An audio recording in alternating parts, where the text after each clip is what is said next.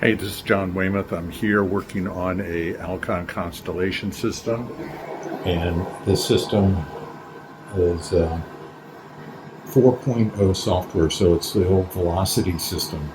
And the reason I'm bringing that up is that you should, if you have Alcon coming in, they should update the unit to the latest 5.40. And the reason for that is that the system, when it starts up, the cassette has some functions that it gets checked, and there's a particular valve that sticks a lot of times.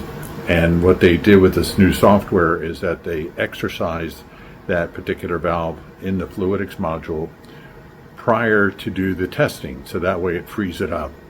So if you got the old Velocity software on your Alcon Constellation, then time to get it updated.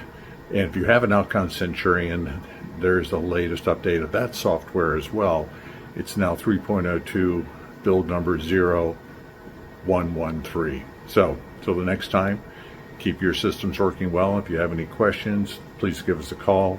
We'll help you with error codes or any kind of setup procedures. And if you need preventive maintenance done, just let us know.